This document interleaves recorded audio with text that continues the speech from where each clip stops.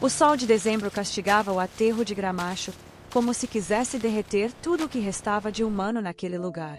O cheiro era uma mistura sufocante de podridão doce, plástico queimado e algo indefinível que grudava na garganta. Ana Clara Mendes, 32 anos, viúva há 3, caminhava devagar entre as montanhas de lixo, os pés afundando na terra preta e movediça. Carregava nas costas uma sacola de nylon rasgada nas laterais. Na mão esquerda, um gancho de ferro improvisado que usava para revirar os sacos sem se cortar. Ela não olhava mais para o que encontrava com nojo. Fazia tempo que o nojo tinha virado costume. Garrafas PET amassadas, latas de alumínio amassadas pelo peso de outros rejeitos, pedaços de papelão que ainda podiam ser vendidos por uns trocados. Tudo era contado em reais miúdos. R$1,20 o quilo de plástico, R$4,50 o quilo de alumínio. Ana sabia os preços de cor, como quem decora o caminho de casa no escuro.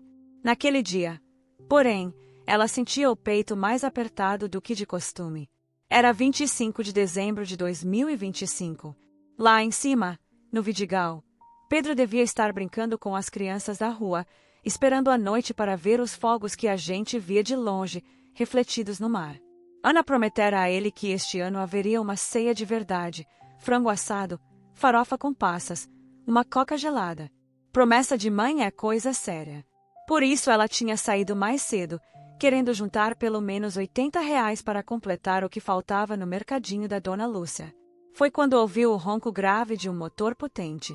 Poucos carros chegavam até ali em cima. Era uma Mercedes preta, brilhante, do tipo que parece flutuar sobre a poeira. Parou a uns 20 metros dela. O motorista, homem alto, terno cinza claro, óculos escuros mesmo com o dia nublado, abriu o porta-malas sem descer completamente. Jogou algo com força no chão, um rucksack de couro preto, novo, bonito demais para aquele lugar. Bateu a porta e acelerou, levantando uma nuvem de poeira vermelha que demorou a assentar. Ana ficou parada, olhando. Que doideira é essa? Murmurou para si mesma, limpando o suor da testa com o antebraço. Ela se aproximou devagar, como quem não quer acordar um animal perigoso. O rucksack estava de lado, intacto, sem um arranhão. Couro legítimo, zíper dourado, uma marca estrangeira bordada em relevo que ela não conhecia. Pesado. Muito pesado para ser vazio. Vai ver a roupa velha de rico que cansou de usar, pensou. Mas mesmo assim seu coração batia mais rápido. Roupas boas davam para vender na feira do sábado. Ou, quem sabe, algo que Pedro pudesse usar na escola depois do carnaval. Ela olhou em volta. Ninguém prestava atenção. Os outros catadores estavam mais adiante, cada um no seu território invisível.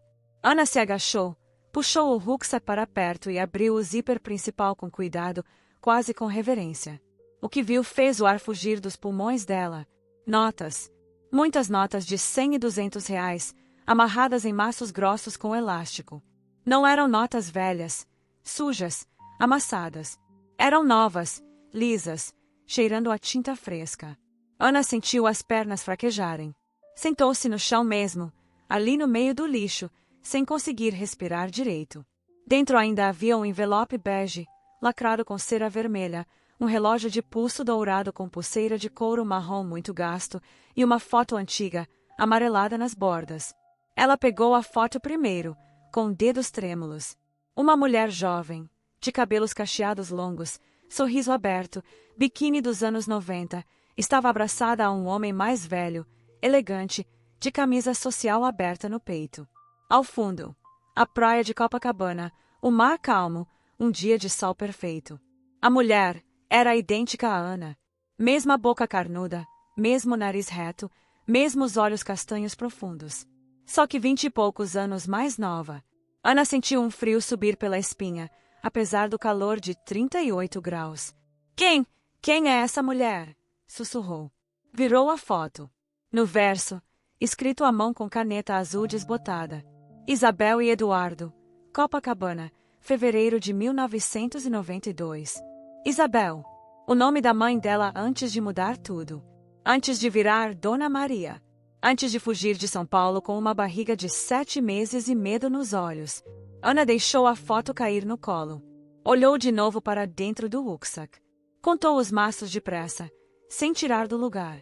Uns 25 maços de 100, mais uns 10 de 200. 50, 60 mil reais. Talvez mais. Ela fechou o zíper depressa, como se o dinheiro pudesse fugir. Olhou em volta outra vez. Ninguém tinha visto. O coração martelava tão forte que parecia querer sair pela boca. Meu Deus do céu, o que eu faço agora? Não podia deixar aquilo ali. Não podia contar para ninguém ainda. Mas também não podia carregar aquilo tudo nas costas até o Vidigal como se fosse lixo comum. Alguém podia roubar. Ou pior, alguém podia estar procurando. Ana levantou, colocou o rucksack dentro da sacola velha, cobriu com plásticos sujos para disfarçar e começou a caminhar rápido em direção à saída do aterro. Cada passo parecia durar uma eternidade. O suor agora era frio. Ela pensava em Pedro, na ceia prometida, na escola que ele tanto queria mudar, nas noites em que ele perguntava: Mãe, quando a gente vai ter uma casa de verdade? Talvez aquilo fosse a resposta. Ou talvez fosse o começo do maior problema da vida dela. Quando chegou na margem da estrada, já quase escurecendo, Ana parou um instante e respirou fundo. Olhou para o céu laranja-rosa da virada do ano. Fogos já começavam a pipocar ao longe.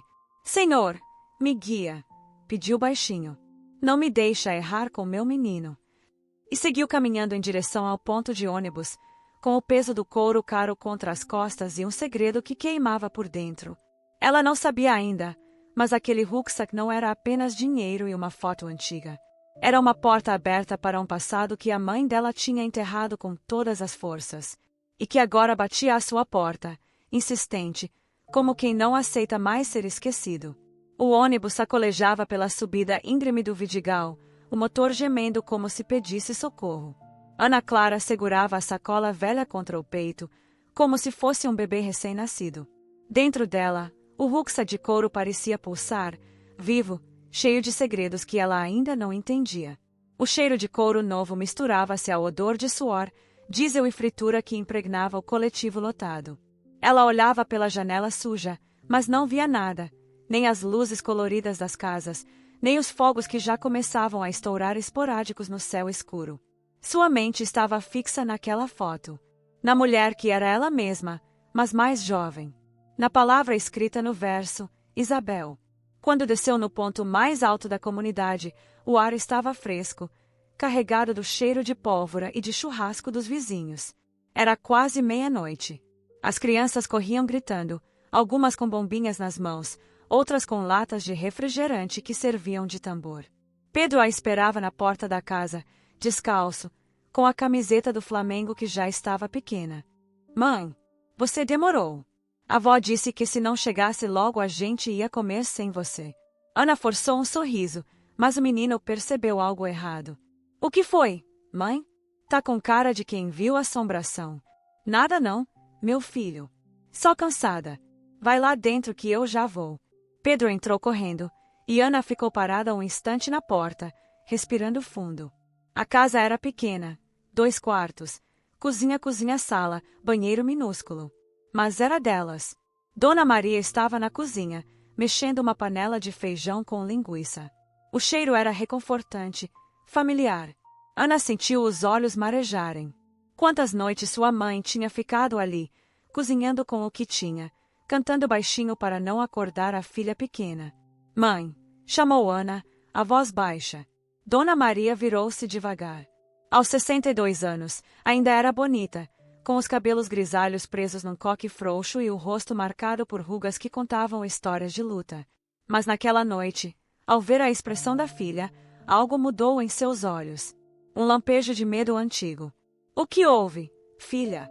Você tá branca que nem papel. Ana fechou a porta com cuidado, trancou-a com a chave que rangia. Colocou a sacola em cima da mesa de fórmica rachada. Senta aqui, mãe. Preciso te mostrar uma coisa. Dona Maria limpou as mãos no avental florido e sentou-se devagar, como quem sabe que o que vem a seguir vai doer. Ana abriu a sacola, tirou o rucksack e o colocou na mesa. O couro preto reluzia sob a luz fraca da lâmpada nua. Isso foi jogado fora hoje no gramacho. De uma Mercedes preta. Um homem bem vestido jogou como se fosse lixo. Eu peguei pensando em usar para a escola do Pedro, mas quando abri, ela abriu o zíper principal. As notas apareceram, organizadas, quase obscenas de tão limpas. Dona Maria levou a mão à boca. Meu Deus do céu! Tem mais!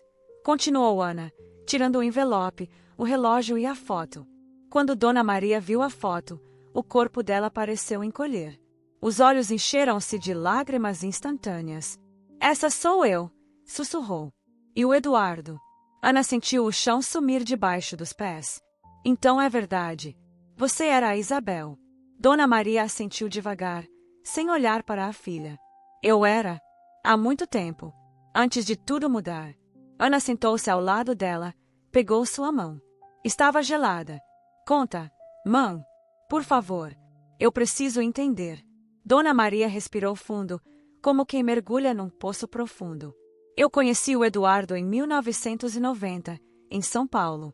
Eu trabalhava como secretária numa empresa grande de importação. Ele era o filho mais novo do dono, bonito, educado, daqueles homens que parecem saídos de novela. A gente se apaixonou rápido demais. Ele me levava para a praia em Copacabana nos fins de semana, prometia o mundo. Eu acreditava. Quando engravidei de você, ele ficou feliz. Disse que ia casar comigo, que ia contar pro pai dele. Mas aí veio o Carlos, o irmão dele. Sim, o Carlos era o mais velho, o herdeiro natural. Ciumento, ambicioso. Nunca gostou de mim. Dizia que eu era interesseira, que eu queria o dinheiro da família. Quando soube da gravidez, ficou louco. Ameaçou o Eduardo. Disse que ia contar pro pai que ele estava estragando o nome da família com uma empregadinha. O velho era conservador. Ia cortar o Eduardo da herança se soubesse. Ana ouvia em silêncio, o coração apertado. E aí? Eduardo ficou com medo. Não por ele, mas por mim e por você. Ele me deu dinheiro, me mandou pra cá, pro Rio. Disse que ia resolver tudo e vir atrás de mim. Me deu essa carta. Dona Maria tocou o envelope lacrado. E o relógio? Era do avô dele. Disse que era pra eu guardar pra você, quando você crescesse. Ele escreveu a carta na véspera da minha partida. Eu fugi de noite, de ônibus, com 7 meses de barriga. Mudei de nome, virei Maria. Isabel morreu em São Paulo. Ana sentiu as lágrimas escorrendo. E o Eduardo? Ele nunca apareceu. Nunca. Uns meses depois recebi uma ligação anônima. Disseram que ele tinha morrido num acidente de carro. Eu chorei tanto. Chorei por ele, por mim, por você que nem tinha nascido ainda. Depois disso, enterrei tudo. Nunca mais toquei no assunto. Achei que era melhor assim. Pra te proteger. Ana abriu o envelope com cuidado. A carta estava lá, intacta, a letra elegante do homem que ela nunca conhecera. Minha querida Isabel, se você estiver lendo isso, é porque eu falhei em protegê-la. O relógio é herança de família, e o dinheiro é para recomeçar. Fuja de Carlos antes que seja tarde. Ele não é quem diz ser. Eu te amo, sempre. Seu pai, Eduardo. Ana leu em voz alta, a voz tremendo. Quando terminou, o silêncio era pesado. Mas mãe, se o Eduardo morreu, como isso apareceu agora? E esse dinheiro todo? Alguém jogou isso fora de propósito. Dona Maria balançou a cabeça. Eu não sei, filha. Faz 33 anos que eu não falo com ninguém daquela família. Mas se o Carlos ainda está vivo, ele era capaz de qualquer coisa para esconder o que fez. Ana olhou para a foto outra vez. A mulher sorridente ali era a mãe dela. Forte, apaixonada, cheia de sonhos. E agora, olhando para Dona Maria, via as marcas do tempo, da dor, da renúncia. Eu vou descobrir, mãe. Quem jogou isso fora? Por que jogou? E se tem mais alguma coisa que a gente não sabe? Dona Maria segurou o rosto da filha com as 2 mãos. Tenha cuidado, Ana Clara. Essas pessoas, elas não brincam. Se o Carlos estiver envolvido, ele vai fazer de tudo para calar a boca de quem sabe demais. Ana assentiu, mas dentro dela uma chama acendia. Não era só curiosidade. Era raiva. Raiva de um passado que roubou o pai dela. Raiva de uma mãe que carregou sozinha o peso de uma mentira por décadas. E, acima de tudo, amor. Amor por aquela mulher que sacrificou o nome, a juventude, os sonhos, para que ela pudesse crescer segura. Naquele momento, os fogos explodiram no céu. Era meia-noite. Em 29 de dezembro de 2026, Pedro entrou correndo na cozinha. Feliz Ano Novo, mãe! Feliz Ano Novo, vó! Ele abraçou as duas ao mesmo tempo. Ana e Dona Maria se olharam por cima da cabeça do menino. Nos olhos delas, uma promessa silenciosa. O que quer que viesse a seguir, elas enfrentariam juntas. Mas Ana já sabia o que faria no dia seguinte. Ela ia descobrir quem era o homem da Mercedes. E por quê? Depois de tantos anos, o passado decidirá voltar para assombrá-las justamente na virada do ano. O dia 29 de dezembro amanheceu quente e úmido no Rio de Janeiro, daqueles que fazem o ar grudar na pele como uma segunda camada. Ana Clara acordou cedo, antes mesmo do sol se levantar por completo. Pedro ainda dormia no quartinho ao lado, respirando devagar, o rostinho marcado pela noite agitada de fogos e promessas de ano novo. Dona Maria já estava na cozinha, preparando o café coado no coador de pano velho, o cheiro forte preenchendo a casa pequena. Você vai mesmo atrás disso hoje, filha? Perguntou a mãe, sem virar o rosto. A voz saiu baixa, quase um sussurro, como se falar alto pudesse invocar o perigo. Vou, mãe. Não consigo ficar parada. Preciso saber quem era aquele homem, por que jogou isso fora. E se tem mais alguma coisa que a gente não sabe. Dona Maria serviu o café numa xícara rachada e sentou-se à frente da filha. Tome cuidado. Se for o Carlos, ele sempre foi cruel. E rico. Rico demais para deixar rastros sem querer. Ana assentiu. Ela já tinha decidido. Usaria parte do dinheiro do rucksack. Só um pouco, o suficiente para não levantar suspeita, para pagar o ônibus e talvez um lanche. O resto ficaria escondido no fundo do armário, dentro de uma caixa de sapato velha embrulhada em plástico. Antes de sair, ela beijou a testa de Pedro, que murmurou algo sonolento sobre Feliz Ano Novo de novo, mãe. Ana sorriu, mas o peito apertava. Volto logo, meu amor, sussurrou. O trajeto até Botafogo foi longo. Ônibus lotado, troca na central, mais um trecho até a Zona Sul.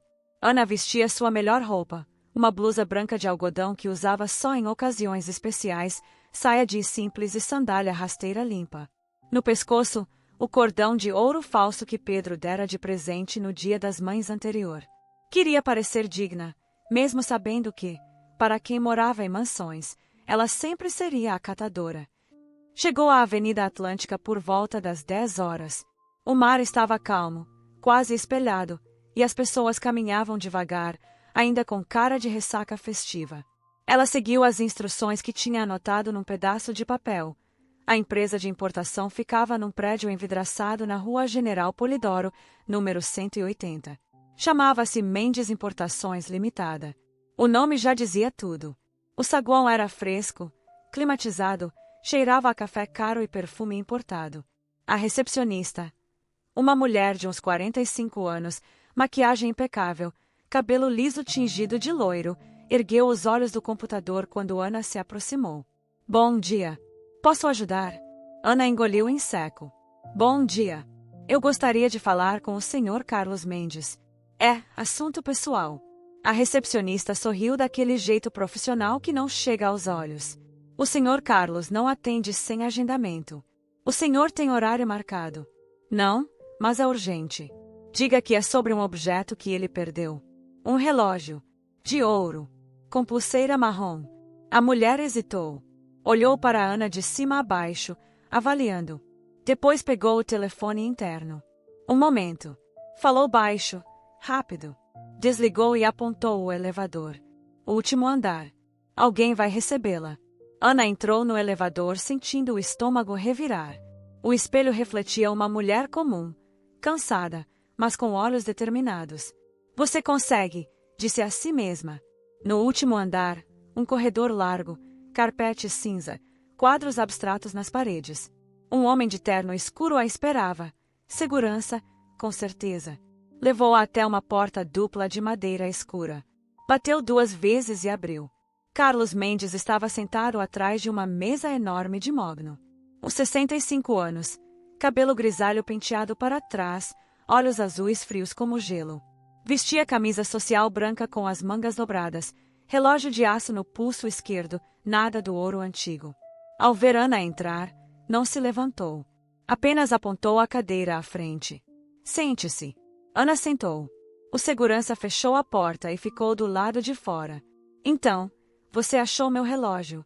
Perguntou ele, a voz calma, mas com um tom que fazia a pele arrepiar. Ana tirou o relógio do bolso da saia e colocou na mesa, entre os dois. Não é só o relógio. Tem uma carta, uma foto e muito dinheiro. Alguém jogou tudo fora ontem no aterro de Gramacho. De uma Mercedes preta. Placa Rio de Janeiro 2025. Era o seu carro. Carlos pegou o relógio devagar, girou-o entre os dedos.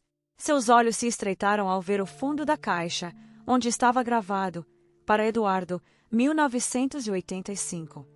Meu irmão usava um relógio igual a esse, mas ele morreu há mais de 30 anos. Acidente de carro. Trágico. Seu irmão? Ana fingiu surpresa. Então esse relógio era dele. Sim. Herança de família. Deve ter sido roubado na época. Ou vendido. Não sei como chegou até você. Ele mentia. Ana sentia no ar. A voz dele tremia levemente, quase imperceptível. E o dinheiro? A carta? A foto da mulher que parece comigo? Carlos devolveu o relógio para ela. Não sei do que está falando. Provavelmente alguém encontrou coisas velhas da família e jogou fora. Acontece. Pode ficar com tudo. Considere um presente de ano novo. Ana não se moveu. O senhor jogou fora. Eu vi. Por quê?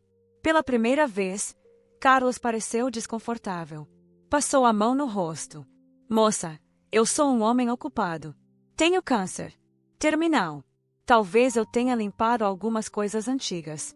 Remorso, sabe? Coisas que não quero deixar para trás. Mas não tem nada de valor sentimental. Pode ir embora. Leve o que achou. Ana sentiu um frio na espinha. Câncer. Terminal. Isso explicava o gesto impulsivo. Ou era só mais uma mentira? Meu nome é Ana Clara Mendes, disse ela, devagar. Mendes.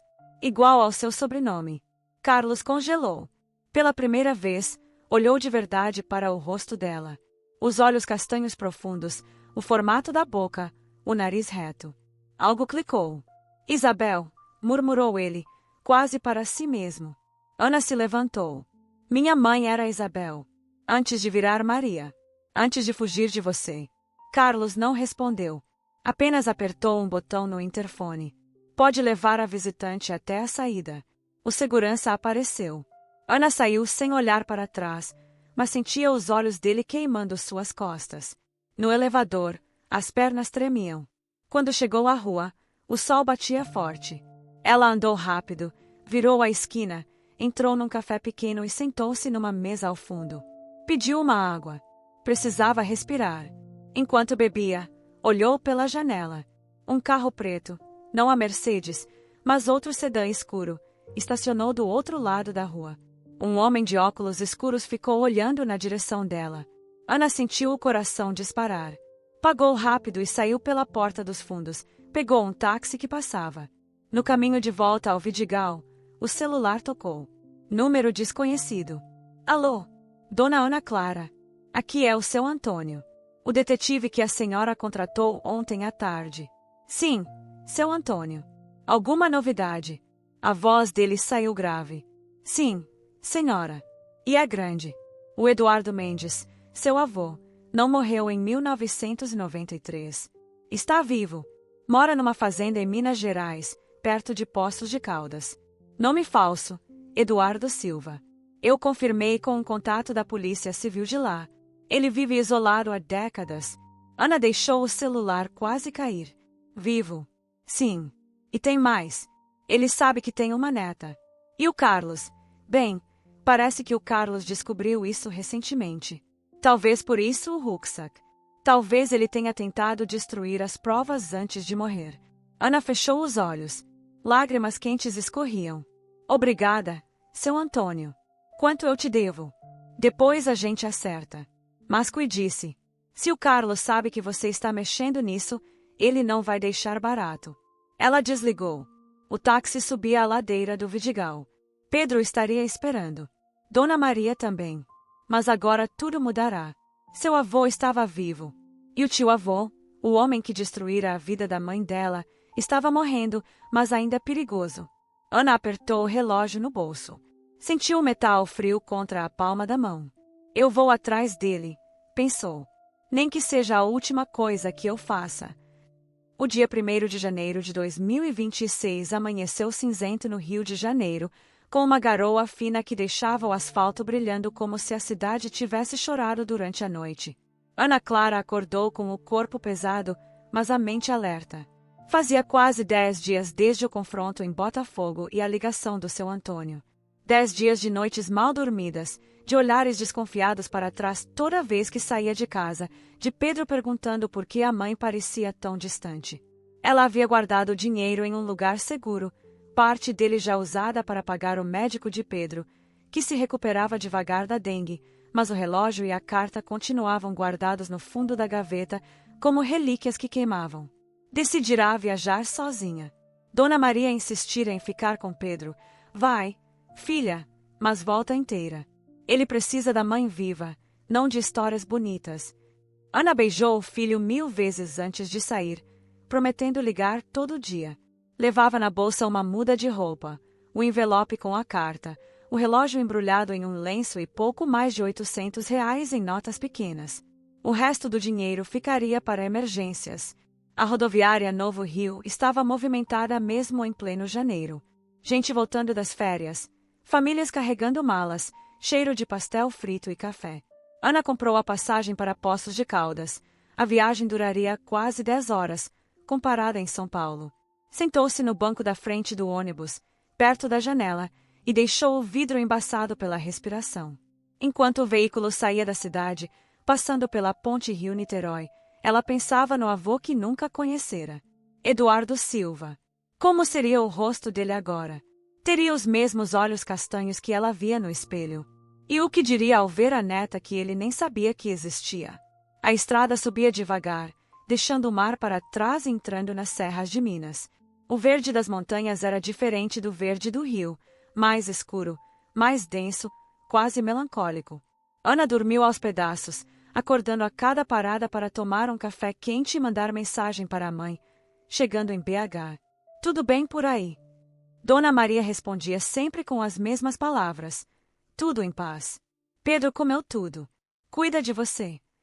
Chegou a Poços de Caldas no fim da tarde. O ar estava fresco, cheirando a eucalipto e terra molhada. A cidade era calma, com praças arborizadas e prédios antigos de pedra. Ana pegou um táxi na rodoviária. O motorista, um senhor de bigode grisalho, perguntou para onde. Fazenda Boa Esperança, perto da estrada para Caldas. O senhor conhece? Conheço sim. É do seu Eduardo. Homem quieto, não fala muito com ninguém. Mora sozinho lá há uns 20 anos. Ana sentiu um frio na barriga. Ele recebe visita. Raramente. Mas é gente boa. Dá café para os vizinhos de vez em quando. O táxi subiu uma estrada de terra ladeada por cafezais. O sol já se punha quando pararam em frente a um portão de madeira simples, pintado de branco desbotado. Uma placa pequena dizia Boa Esperança, propriedade particular. Ana pagou, agradeceu e ficou parada ali, olhando o caminho de cascalho que levava até a casa ao longe. Uma construção modesta de tijolos aparentes, varanda com rede, galinhas ciscando no quintal. Respirou fundo e caminhou. Bateu na porta de madeira. Passos lentos do outro lado. A porta se abriu. Eduardo Mendes, ou Eduardo Silva, apareceu no batente. 70 anos, cabelo branco curto, barba rala, olhos castanhos fundos, marcados por rugas profundas. Vestia camisa xadrez desbotada e calça jeans. Por um instante, ficou parado, olhando para Ana como quem vê um fantasma. Boa tarde. Começou ela, a voz tremendo. O senhor é o Eduardo. Ele não respondeu de imediato. Seus olhos percorreram o rosto dela, o formato dos olhos, o nariz, a boca. Algo se quebrou dentro dele. Você é filha da Isabel? Perguntou, quase sussurrando. Ana assentiu, lágrimas já escorrendo. Sou neta do Senhor. Ana Clara, filha da Isabel, que virou Maria. Eduardo levou a mão ao peito, como se doesse respirar. Abriu a porta por completo. Entra, menina. Pelo amor de Deus, entra. A sala era simples.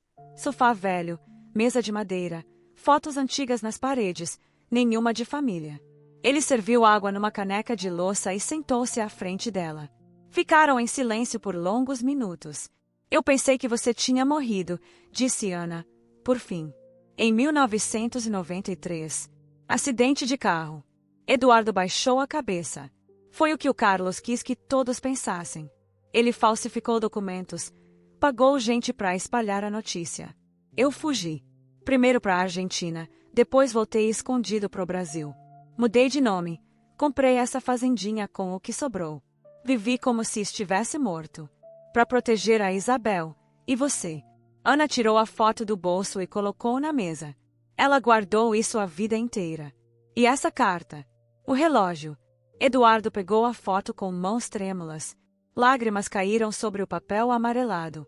Eu amei sua avó mais do que tudo. Quando ela engravidou, eu quis casar, assumir tudo.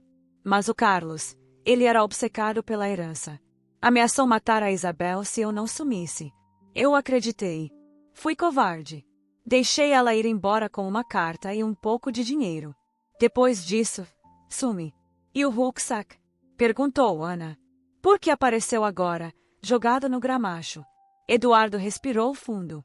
Há uns meses, o Carlos me encontrou. Mandou um advogado. Disse que estava morrendo de câncer. Queria fazer as pazes. Me contou que descobriu sobre você. Uma neta. Ele tinha visto fotos antigas, investigado. Ficou louco de raiva. Eu disse que ia deixar tudo para você. Ações de uma empresa que ainda está no meu nome, os imóveis em São Paulo. Ele não aceitou. Disse que ia destruir as provas antes de morrer. Acho que o rucksack era parte disso. Ele jogou fora para limpar a consciência, ou para que ninguém mais achasse. Ana sentiu raiva e pena ao mesmo tempo. Ele me encontrou. Em Botafogo. Mentiu tudo. Disse que você estava morto. Eduardo assentiu devagar. Ele sempre mentiu. Mas agora que eu te vi, menina, eu quero consertar. Você merece saber a verdade. E merece o que é seu. Ele se levantou. Foi até um armário trancado e tirou uma pasta velha. Dentro, documentos, certidões, ações nominativas, extratos bancários antigos. Isso vale mais de 2 milhões hoje. Em ações e imóveis. Eu assino tudo para você. Mas tem que ser rápido. O Carlos pode tentar bloquear antes de morrer. Ana olhou os papéis, sem acreditar. Eu não vim atrás de dinheiro, seu Eduardo. Vim atrás de família. Ele sorriu, o primeiro sorriso verdadeiro. Eu sei, mas família cuida um do outro. E eu falhei com a sua mãe. Não vou falhar com você. Passaram a noite conversando.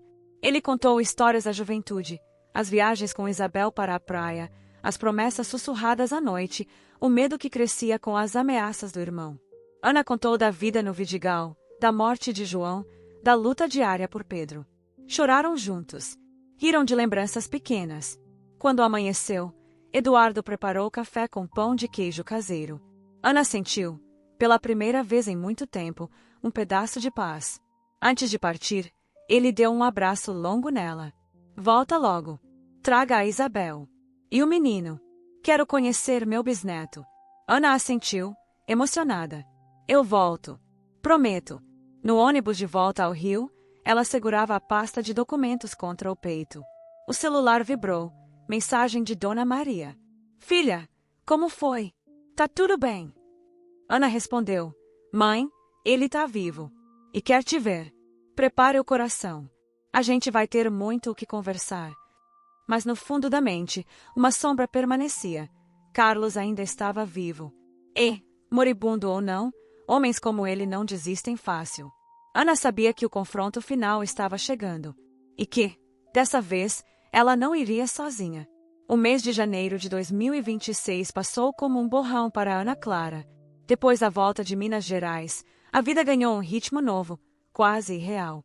Os documentos que Eduardo assinará estavam com um advogado de confiança em Poços de Caldas, um homem idoso, amigo do avô, que cuidava da transferência das ações e dos imóveis sem alarde. Ana não tocou no dinheiro ainda, esperava o processo se concluir. Mas o peso no peito diminuíra. Agora havia um futuro palpável, não só uma promessa vaga. Dona Maria, ou melhor, Isabel, aceitara a notícia com uma mistura de alegria e medo. Chorou por horas quando Ana contou tudo, abraçando a filha como se nunca mais fosse soltar. Pedro, sentindo a mudança no ar da casa, perguntava coisas inocentes. Mãe, a gente vai ter carro. Vai viajar para a praia de verdade. Ana respondia com sorrisos. Vamos devagar, meu filho. Primeiro, a gente vai conhecer um avô que a gente nem sabia que existia. Mas Carlos Mendes ainda pairava como uma sombra. Ana soube, por intermédio do seu Antônio, que o tio-avô estava internado no Hospital Copa de Or, em Copacabana. Câncer pancreático avançado. Poucos dias de vida, segundo os médicos. Ana hesitava. Parte dela queria ignorar, deixar que o tempo resolvesse. Outra parte, a mais forte, sabia que precisava fechar o ciclo. Confrontar o homem que destruíra a juventude da mãe, que roubara o pai dela, que tentará apagar sua própria existência. Decidiu ir no dia 24 de dezembro. Sozinha. Vestiu uma blusa simples de linho branca, saia longa preta, o colar de ouro falso que Pedro dera. Levava na bolsa apenas o relógio de ouro antigo, o mesmo que Carlos devolvera em Botafogo. É hora de devolver isso também, pensou. O hospital cheirava a antisséptico e café fraco. Ana subiu ao andar de oncologia, coração batendo forte. Na recepção, disse que era sobrinha neta. A enfermeira, uma mulher de meia idade com olhar cansado, olhou-a com pena. Ele não recebe muita visita. Está bem debilitado. Mas pode entrar. Quarto 512. O quarto era pequeno, com vista para o mar. Carlos estava na cama, magro, pele amarelada, olhos fundos. Um tubo de oxigênio no nariz, soro no braço. Quando Ana entrou, ele virou o rosto devagar. Reconheceu-a imediatamente. Você, murmurou, voz rouca. Veio terminar o serviço. Ana aproximou-se da cama, mas ficou de pé. Não vim matar ninguém. Vim entender. E talvez, perdoar. Carlos riu, um riso seco que virou tosse. Perdoar. Depois de tudo. Você não sabe o que eu fiz. Eu sei o suficiente. Sei que você ameaçou minha avó. Que falsificou a morte do seu irmão. Que roubou a herança. Que jogou o rucksack fora porque não suportava a ideia de eu existir. Ele fechou os olhos por um momento. Eu invejava o Eduardo. Sempre invejei. Ele tinha tudo. O pai que o amava, a mulher que o amava, a vida que eu queria. Quando soube que Isabel estava grávida, eu vi vermelho. Pensei, se eu destruir isso, o legado fica comigo. Fui covarde. Paguei gente para espalhar a notícia do acidente. Mandei ele fugir. Depois, vivi com isso. Todo dia. O câncer, acho que é o castigo. Ana tirou o relógio do bolso e colocou na mesinha ao lado da cama. Isso era dele. Agora devolvo. Não quero nada que venha de ódio. Carlos olhou o relógio. Lágrimas escorreram pelos cantos dos olhos. Eu descobri sobre você há uns meses. Uma foto antiga que apareceu num arquivo. Vi seu rosto, igual ao dela. Igual ao do Eduardo. Fiquei louco. Joguei o rucksack fora porque não queria que você tivesse nada. Mas no fundo, eu sabia que era tarde. Que o mal já estava feito. Ana sentou-se na cadeira ao lado da cama. Pela primeira vez, viu o homem por trás do monstro. Um velho solitário, morrendo sem ninguém ao lado. Por que não pediu perdão antes? Perguntou ela, voz baixa. Medo. Orgulho. Covardia. O de sempre. Silêncio longo. O mar batia lá embaixo, ondas ritmadas. Eu vou herdar o que o Eduardo deixou, disse Ana. Não vou devolver. Mas também não vou usar para maldade. Vou comprar uma casa melhor pro Pedro. Matricular ele numa escola boa. Cuidar da minha mãe. E talvez, ajudar outras mulheres que estão sozinhas como ela esteve. Carlos assentiu devagar. Faça isso. E, se puder, diga para Isabel que eu sinto muito. Que eu nunca mereci ela. Nem o Eduardo. Ana levantou-se. Eu digo. E que Deus te dê paz nos últimos dias. Ela saiu do quarto sem olhar para trás. No corredor, as pernas fraquejaram. Encostou na parede e chorou baixinho. Não de raiva. De alívio. De pena. De fechamento. Na véspera de Ano Novo de 2026, exatamente um ano após a descoberta no aterro, a família se reuniu em Copacabana. Não na multidão dos quiosques, mas num cantinho mais tranquilo, perto do posto 6. Ana alugara uma mesa simples num restaurante à beira-mar. Pedro corria pela areia com uma lanterna, rindo alto. Dona Maria, Isabel, usava um vestido florido que Ana comprará para ela. E ao lado dela, sentado numa cadeira de rodas que Eduardo insistira em usar, estava o avô. Cabelos brancos ao vento, olhos brilhando ao ver o bisneto pela primeira vez. Olha só que menino bonito, disse Eduardo, voz embargada. Pedro correu para ele. Curioso. Você é o vovô que mora na fazenda? Sou sim, meu neto. E trouxe um presente para você. Eduardo tirou do bolso uma caixinha pequena. Dentro, um chaveiro com um carrinho de madeira feito à mão. Para quando você tiver um carro de verdade, brincou. Pedro abraçou o bisavô. Ana e Isabel se olharam, lágrimas nos olhos. Um ano antes, eram só as duas e o menino contra o mundo. Agora, eram 5. Família. Quando a meia-noite chegou, os fogos explodiram no céu. Vermelho, azul, dourado. Pedro gritava de alegria. Ana abraçou a mãe e o avô ao mesmo tempo. Mas a surpresa final veio quando Ana abriu o rucksack, que ela trouxera consigo, por teimosia ou por apego. Num compartimento secreto que nem tinha notado antes, havia uma caixinha de veludo. Dentro, um colar de diamantes delicado, com um pingente em forma de coração. E um bilhete minúsculo, na letra de Eduardo.